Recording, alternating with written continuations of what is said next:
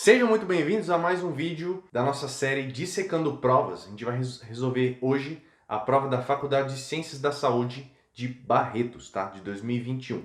É uma prova que tem exercícios bastante interessantes, mesmo se você não tenha prestado ela.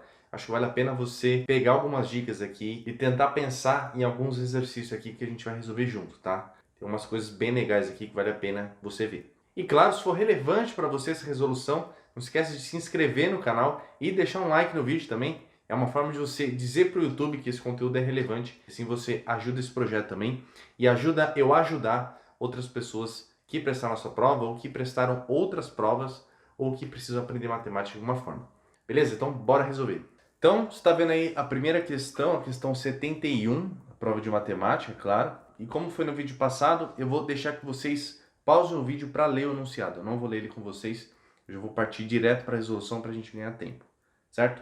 Em resumo, você tem uma PA que tem 111 termos. Ela é crescente e o último termo vale 11. A gente poderia escrever essa PA vindo daqui. E ele diz algo interessante. Ele fala que a soma do menor termo positivo com o maior termo negativo é igual a zero. O que isso significa? Eu estou vindo aqui com os termos negativos. Aí eu vou ter o maior negativo, que eu vou falar que é menos x. E aí o próximo, que vai ser o menor positivo, somado com esse tem que dar zero. Ou seja, esse cara tem que ser x também, certo? E aí a gente vai até o 11. Então essa seria a PA. Outra coisa que ele diz é que a progressão é formada por termos não nulos e possui 50 termos negativos. Então aqui a gente vai ter 50 termos, só que como o total é 111, significa que eu vou ter 61 termos positivos. Essa informação é bastante importante. Então beleza, a gente sabe que se eu tenho esse cara que é menos x e esse cara é x, são termos consecutivos da PA, eu consigo ver que a razão dessa PA, ou seja, o número que eu somei com esse para dar esse, tem que ser 2x. Então essa já é a razão da PA.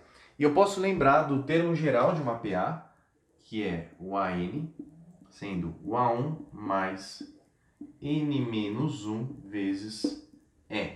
Só que aqui a gente vai partir desse termo, que não é o primeiro termo necessariamente. A gente poderia considerar como se fosse, tá?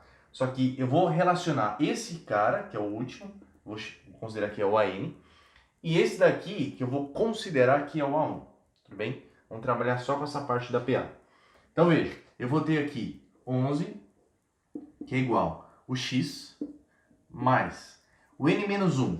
A gente precisa pensar quantas razões eu somei até chegar no 11. Se eu tenho 61 termos, e eu estou aqui, eu somei 60 razões para chegar no 11. Faz sentido? É por isso que é n menos 1, né? Se eu já estou no A1, seria essa sequência, eu somo n menos 1 razões. Ou seja, no caso, 60 razões, beleza? Então aqui vai ser 60 e a razão é 2x. Então beleza, aqui é 11, aqui vai dar 120x com mais x, dá 121x. Significa então que o nosso x vai ser 11 sobre 121, que é a mesma coisa que 1 sobre 11. Então esse vai ser o nosso menor termo positivo e menos 1 sobre 11 é o maior negativo, beleza? Ok. Aí a pergunta dele é, sabendo que essa progressão é formada por termos não nulos e possui 50 negativos, o seu menor inteiro positivo é. Esse cara é o menor termo positivo, mas não é inteiro, certo? Se a gente fosse escrever os termos dessa PA, a gente teria algo assim. A gente tem os negativos, depois menos 1 sobre 11, que seria esse menos x, depois o x vai ser 1 sobre 11. Quem que é o próximo agora? Minha razão é 2x, ou seja, é 2 vezes isso. Então, quando eu adicionar 2x, ou seja, 2 sobre 11, eu vou chegar em 3 sobre 11. Depois, mais uma razão, eu vou chegar em 5 sobre 11, 7 sobre 11, e assim vai. Deu para perceber que os numeradores são sempre ímpares, né? Eu estou adicionando. Então, eu consigo chegar no 11 sobre 11, né? Para continuar depois e ir até o fim, que é o 11. Já que eu estou vendo aqui que os numeradores são ímpares. Então, garantidamente, esse cara daqui é o menor inteiro positivo. Por que inteiro? Porque 11 sobre 11 é 1, né? Então, esse é o nosso menor inteiro positivo dessa PA. Eu vou ter um número 1 nessa sequência aqui. Beleza? Então, essa seria a resposta, letra E. Fechou. Vamos para o segundo agora. Essa questão, ela exige que você conheça polinômios, que você conheça o teorema do resto, tá? Se você souber, você resolve ela tranquilamente. Se você não souber, fica mais difícil resolver, tá? Porque sabendo esse teorema é quase que imediato, tá? Ele diz o seguinte: se o resto da divisão desse polinômio por x menos 1 é igual a 5, o que isso quer dizer? Eu estou falando que esse polinômio p de x, quando eu divido por x menos 1, isso vai me dar um quociente e um resto, que nesse caso é 5. Então, quando eu colocar x igual a 1, por que eu vou fazer isso?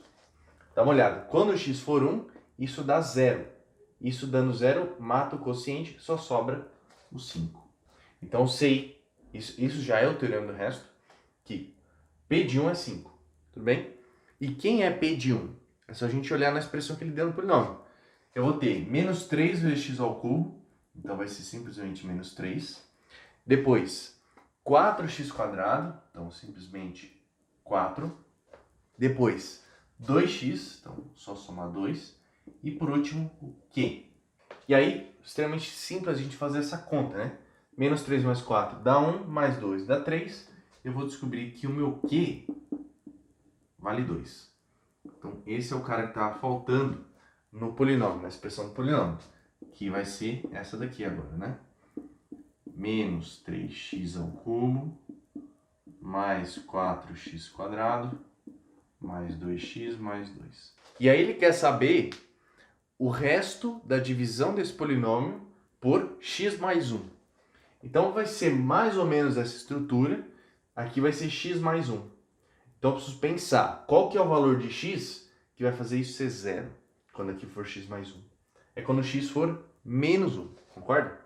Então a gente vai colocar p de menos 1. E de novo é a aplicação do teorema do resto. Então aqui vai dar menos 1 ao cubo é menos 1, vezes menos 3 dá 3. Esse cara, x quadrado, vai dar 4. Aqui vai dar menos 2, mais 2. Cortou, aqui cancelou, 3 mais 4 é 7. Então 7 já é o resto da divisão, beleza? E a gente mata a questão então. Então, como eu falei para vocês, é uma aplicação direta aí do teorema do resto. Próxima questão. Então, nessa questão, a gente tem 10 bancos, a gente vai colorir esses bancos, né, com 3 cores diferentes. E uma frase importante, ele diz que entre 2 bancos de uma mesma cor, haja pelo menos um banco de cor diferente. O que a gente pode entender dessa frase? Eu posso reescrever ela de uma outra forma. Se eu quero que, vamos supor que esse tenha a mesma cor desse, eu preciso garantir que esse aqui tenha uma cor diferente. Em outras palavras, eu não posso ter esse banco com a mesma cor desse. Eu não posso ter 2 bancos que estão lado a lado com a mesma cor. Porque aí eu não vou estar atendendo a condição de que entre 2 bancos de mesma cor tem que ter um outro de cor diferente. Entende? Uma outra forma de dizer a mesma coisa. Então eu preciso garantir que o banco que tiver do lado tenha uma cor diferente do anterior. Então vamos começar. Essa aqui é uma aplicação também do princípio multiplicativo, né? Análise combinatória, comecinho de análise combinatória. Então pensa, primeiro banco, quantas opções eu tenho para pintar esse banco?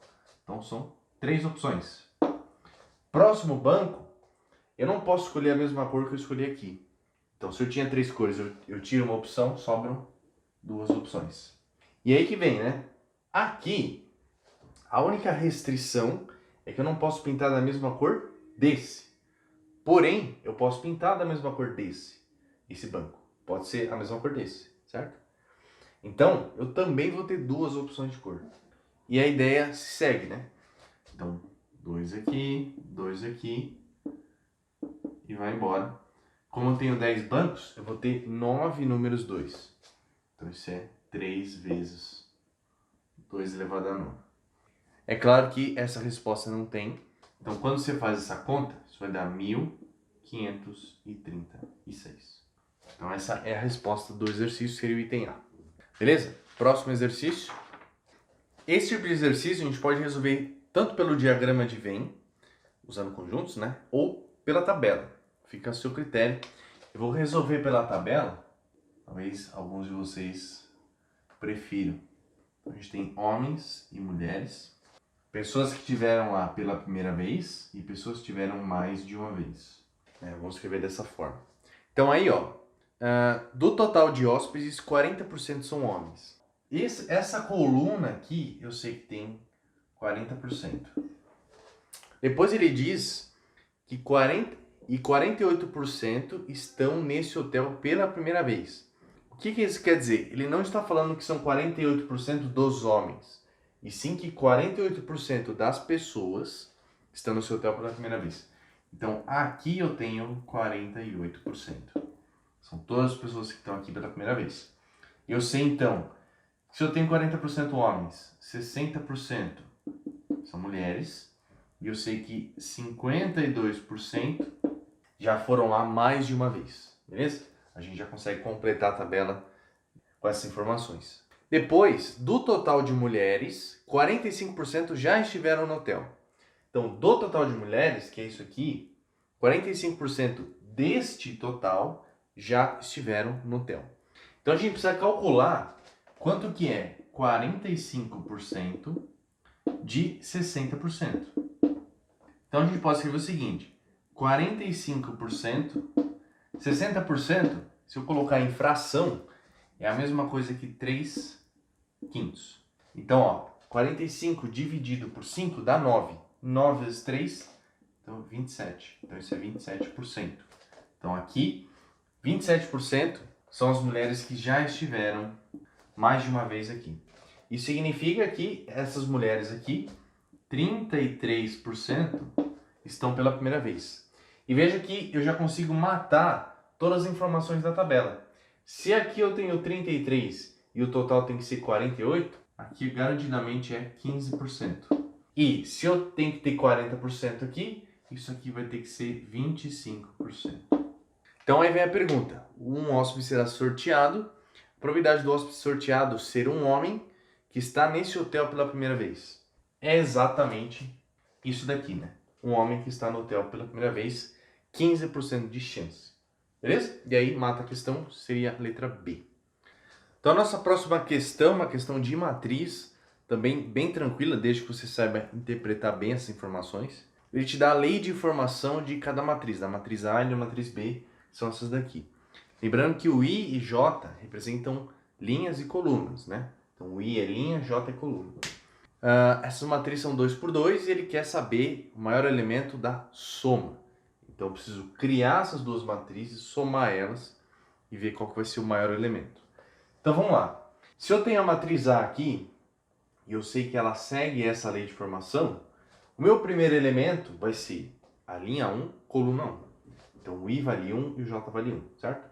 Então 3 menos 1 é 2, vezes 1 dá 2. Aqui eu já sei que é o primeiro elemento. Vamos pegar na linha 1, coluna 2, esse cara daqui.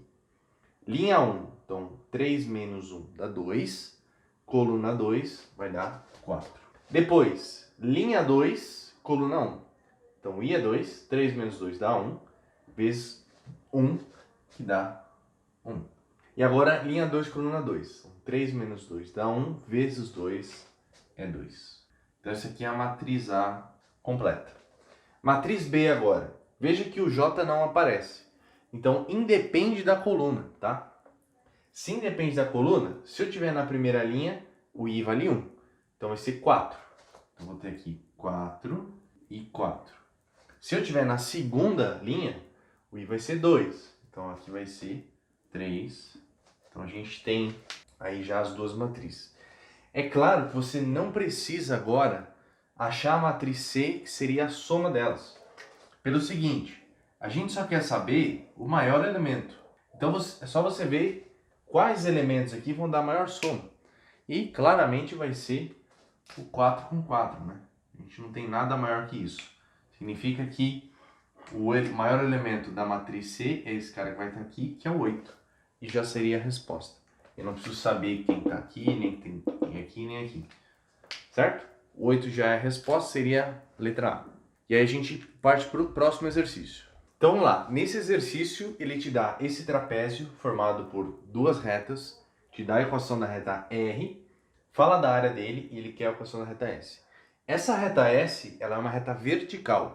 Significa que basta eu encontrar o valor de x desse ponto aqui ou desse ponto, porque eu sei que a equação dessa reta vai ser x é igual a alguma coisa. Tudo bem? Já que é uma reta vertical, ela não depende do y. Então, só preciso achar a coordenada x desse ponto. Como é que a gente faz, então? Primeiro, se eu tenho essa informação, eu consigo achar qual seria esse ponto daqui. Por quê? O que esse ponto tem de característica? O x é zero desse ponto, né?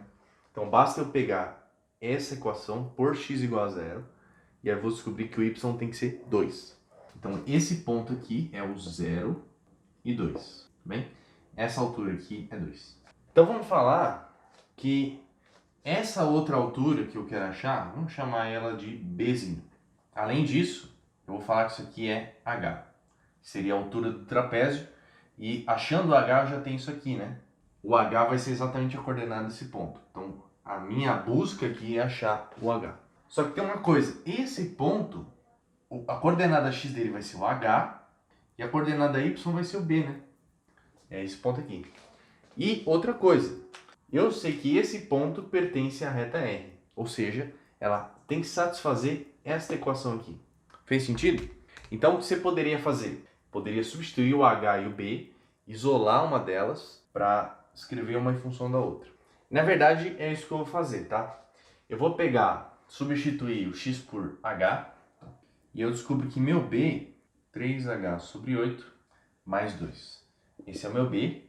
E eu vou pensar agora na área do trapézio. A área vai ser base menor mais base maior vezes a altura. E isso é 28. Então, ó, aqui vai ficar 2. O B é essa expressão. Então, eu posso até colocar aqui direto, que vai dar 4 mais 3H sobre 8 vezes H. Isso é 56. E aí uma coisa que é interessante. O que você poderia fazer? O que seria natural? Você fazer uma distributiva, achar uma equação de segundo grau, tentar resolver ela pelos métodos tradicionais que você costuma resolver. Só que veja, eu tenho uma multiplicação de dois números que resulta em 56. Você sabe de cabeça que 56 pode ser escrito como 7 vezes 8. Então, vale a pena eu testar para ver se faz sentido. O que eu quero dizer com isso? Eu posso testar se o H for 8, se o H for 7. E aí eu vejo se essa conta ia resultar no outro número. Então, por exemplo, se o H for 7, quando eu substituir o 7 aqui, vai dar 21 sobre 8 mais 4. Isso não vai dar 8. Né? Então, não funciona. Porém, se o H for 8, veja que aqui vai dar 8 sobre 8, corta. 3 mais 4 dá 7, exatamente. Então, com toda certeza, o meu H ele tem que ser 8. E aí a gente mata o exercício. Então, aqui a equação da reta é x igual a 8, para satisfazer todas essas condições. Beleza? Fez sentido? Isso aqui te poupa tempo, tá? Porque eu não precisei montar a equação, fazer distributiva, fazer conta. E com 56 é um número relativamente grande, pode ser que você corra o risco de errar. Então vale a pena você testar números inteiros aqui e se satisfaz, você já mata o exercício. Beleza? Então é isso, vamos para o próximo. Então nesse aqui você tem um gráfico de uma função f e ela é dividida em dois pedaços. Né? Um pedaço que vale quando x está entre 0 e 40 e um pedaço que vale quando x é maior do que 40. O bom é que essas duas retas eles saem da origem. Então, se a gente tem uma função do primeiro grau que tem esse formato, a gente sabe que quando ela sai da origem, o b é zero, né? Então a gente pode ignorar isso daqui e tratar esses dois pedaços da função com esse comportamento. E o A, lembra que ele é o coeficiente angular, né? Então, o A ele vai ser quanto que o Y varia em relação ao X. Então, veja, nessa primeira parte, como é que vai ser a função? O A dessa parte, a variação do Y aqui é 12 e a variação do X aqui é 40. Então, é 12 sobre 40. Então, 12 sobre 40 vezes X. Ou, se você quiser simplificar, dá para simplificar por 4, dá 3x sobre 10. Então, esse seria o gráfico dessa primeira função, dessa primeira parte, tá? Vou até colocar em vermelho aqui, seria desta parte. Depois a gente tem a segunda parte, e aqui o coeficiente angular vai ser, a variação do y é 24 e o x é 40. Então vai ser 24, 40x. Posso simplificar por 8, então dá 3/5 de x. Então seria a parte verde aqui do gráfico. Beleza. Então tem as duas funções, tem as duas partes da função. Eu quero descobrir quanto que é f de 25, f de 45. Então, vamos lá. F de 25 está nesse intervalo. Então a função se comporta nessa parte vermelha. Então eu vou ter que calcular isso aqui como sendo 3 vezes 25 sobre 10. E eu posso simplificar o 5 aqui, dá 2 e dá 5. 15 dividido por 2 dá 7,5. No 45, eu já estou na parte verde. Então, eu tenho que usar essa função. Então, deixa eu colocar até mais para baixo. Vai ter aqui 3 vezes 45 sobre 5. Aqui corta, dá 9. 3 vezes 9, 27. Então, a resposta, que é a soma dessas duas coisas, vai dar 34,5, né? Que é 27 mais 7,5.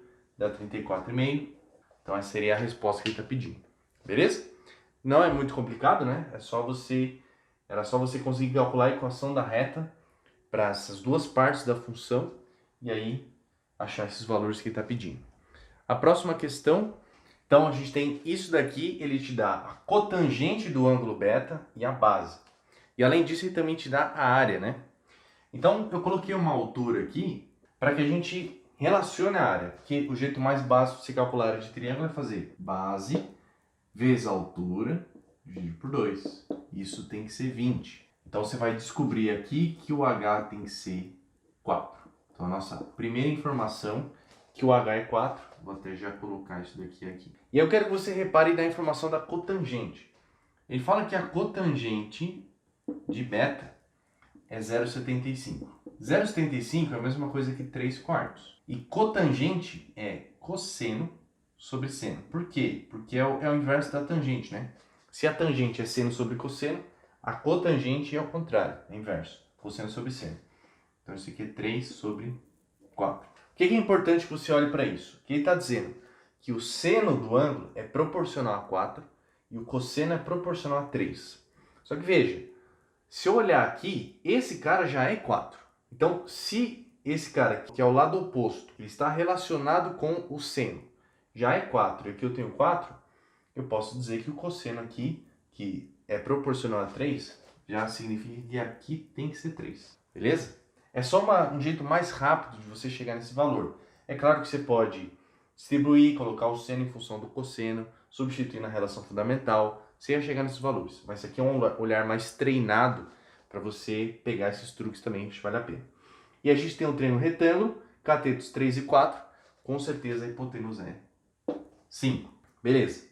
Aqui é 3, tudo é 10, esse cara é 7. E aí, como ele quer o perímetro, a última coisa que falta é achar esse daqui, chamado de x, a gente faz Pitágoras. Então, x quadrado, 7 ao quadrado, mais 4 ao quadrado, que vai dar 49 mais 16, x quadrado, 65, x é raiz de 65. Então, o perímetro, vou colocar aqui a nossa resposta, vai ser 10 mais 5 dá 15, mais esse cara que é raiz 65. Beleza? E essa é a resposta para esse exercício. Você vê que o fato de você matar esse jeito aqui de achar que 4 é 3 já acelera muito a sua resolução, né? Então, nessa próxima questão, que a gente tem esse hexágono, ele pede para você achar o valor de x, sabendo que o x é um número inteiro. Então, essa informação de que o perímetro é menor que 90, ela pode ser um pouco pegadinha, tá? Uma informação meio inútil. Porque vamos pensar o seguinte, eu tracei essa linha auxiliar, segmento auxiliar, para a gente formar um retângulo aqui. Isso significa que, se aqui é 6, esse cara tem que ser 6. E aí vamos pensar algumas coisas. Já que o x tem que ser inteiro, o menor valor que o x pode assumir seria x igual a 1. Então, pensar, se o x for 1, isso aqui vai dar 2, isso aqui vai dar 2, isso aqui vai dar 2, certo? Ou seja, tudo isso daqui vai dar 6, a soma dessas três partes.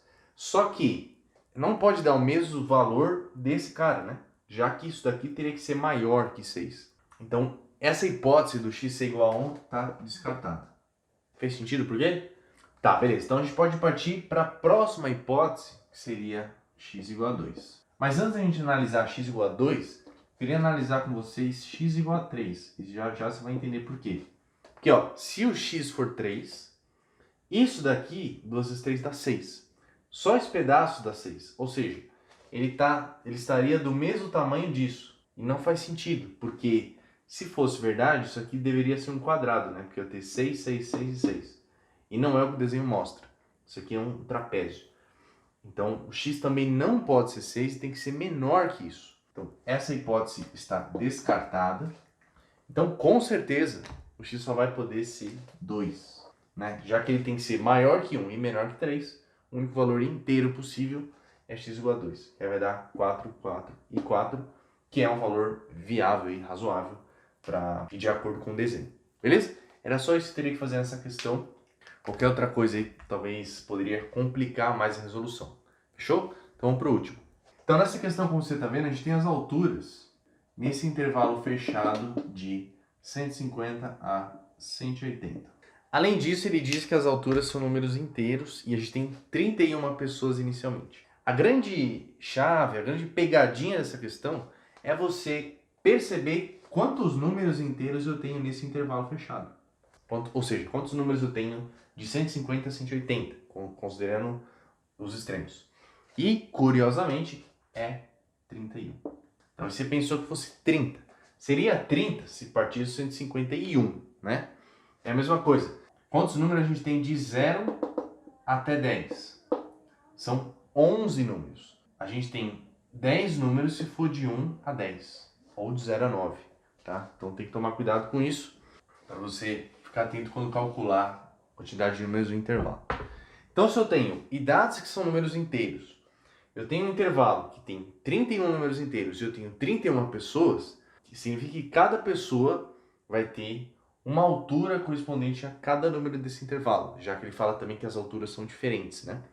Então, eu já consigo calcular a média das alturas. Porque a média das alturas vai ser a soma de todos os números desse intervalo. Ou eu posso fazer simplesmente a média dos extremos, tá?